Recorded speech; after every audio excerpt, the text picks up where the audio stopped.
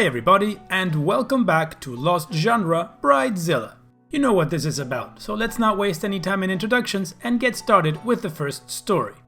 This one is from user Girls Night Only. So, my best friend from middle school, Becca, went to a college a few states from me. She met a great guy and moved to his home state with him after graduation. Becca and I had not kept up as much as we anticipated, but I figured it was a natural distancing. When she gets engaged, she asks me to be her maid of honor. I was surprised but very excited. I was also surprised to see that none of her college friends were asked to be in her bridal party. It was just our friend group from high school, who she hadn't spoken much to in the last few years. Planning was tough. Becca scheduled her wedding on a Thursday, several states away. We all just graduated and were broke in our first jobs or in grad schools. But we planned accordingly and were enthusiastic about it. Then Becca decided she also wanted her bachelorette party in Vegas, another destination for all of us. We told her we just couldn't swing it, or if she was set on that location, she would have maybe half the bridal party in attendance. We offered to buy her flight to us and host a party in our home city. She declined. We landed on a Tuesday night, 2 nights before the wedding. Things were tense. Come wedding week, we show up and try to start the party. Becca is not satisfied with any of it. She specifically targets me with rude comments, and so does her sister, also dubbed a maid of honor, who lives a few minutes away from her but hasn't done crap to help. We can't get Becca to leave the house because she hates all of her clothes and is having a meltdown. She decides she likes my outfit and wants to wear it. Note, the outfit was all black. I wasn't wearing white. I literally give her the clothes off my back and put on something of hers. That looks terrible on me, but I'm not the bride, so I put on a happy face and get on with it. At this point, we are running late for our dinner reservation in the next city over, an hour away, where we have a hotel room for the night, aside from our separately paid for Airbnb in the wedding town. Halfway through the drive, she has forgotten her wallet. She calls her fiancé and demands he drive her wallet out to us. At this point, we have missed dinner. But we keep on rolling. Drinks are flowing and we make it a few hours before upsetting Becca again. She declares that the night is over. She wants to go to our hotel. We get there and she locks herself in the hotel room. Won't let anyone in. Calls her fiancé, but he's sleeping, so she uses her phone to set off their house alarm to wake him up. He calls her back. She says she is going to end her life if he doesn't come out to get her. He arrives and Becca now wants to stay the night in the hotel room with him, leaving us with nowhere to sleep. We Uber the 1-hour drive back to our Airbnb, arrive at 4 a.m. The next morning, Becca wants an apology for her poor bachelorette party. Doesn't know if she wants any of us in the wedding anymore. I say sorry it wasn't what she wanted, but that we did our best. I was not about to fan the flames of conflict before her wedding. I also ignored the "don't even come to my wedding anymore" comment. We go to the rehearsal dinner. She decides she wants us all to stay the night together the night before the wedding. We had no idea she wanted this until that very second. She wants all our boyfriends to go get a different hotel room for the night so it can be just girls.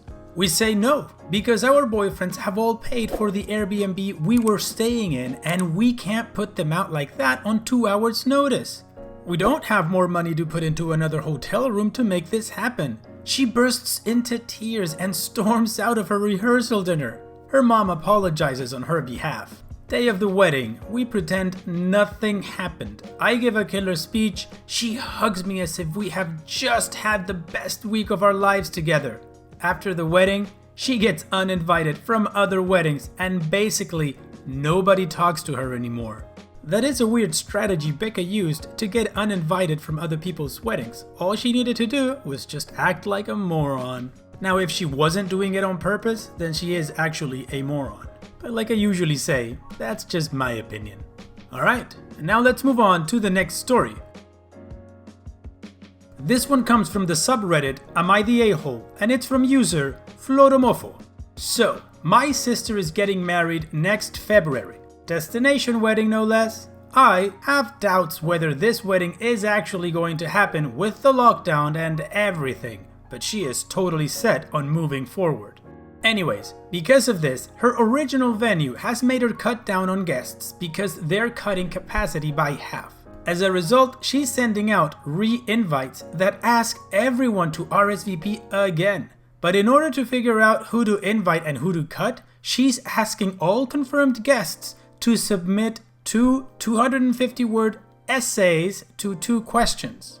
The gist is that they'll use these essays to choose who can come or not, based on people's enthusiasm. People who don't write the essays at all will be automatically disqualified. I just feel really insulted by all of this. The questions aren't even lockdown related. It's broad topics like, why do you still want to celebrate this day with us? And what will attending our wedding mean to you specifically? So she's blatantly looking for people to kiss butt and tell her why they really want to go. Anyways, I told her in advance I'm not writing 500 words on why I need to attend her wedding, spend my own money on plane tickets, hotels, and buy her a present. This has really rubbed her and my parents the wrong way. She said that to keep things fair, if I don't fill out the RSVP correctly, I won't be saved a spot. I said fine with me. Then my parents said if I don't show up, I'm going to be in big effing trouble with all our relatives, so just write the essays. I don't live with family, but she is my only sister. Sister has framed these essays as surveys, but there's a word limit requirement, so if you don't reach it on the Google Forms, you can't even submit.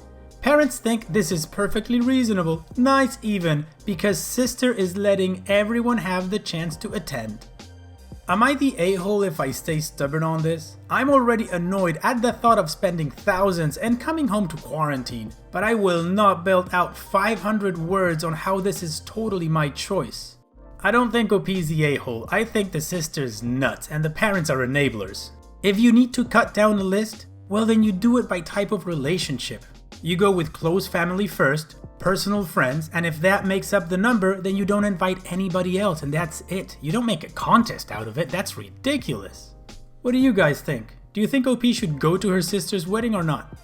And that's it for this video because we've reached the end. If you liked it, go ahead and click like. If you haven't subscribed and you do like this content, then go ahead and subscribe. And don't forget to visit the Lost Genre subreddit, where you can cross-post stories from other subs for me to feature in videos, or share your own story if you feel comfortable with that. And having said all that, I'll see you guys on the next video.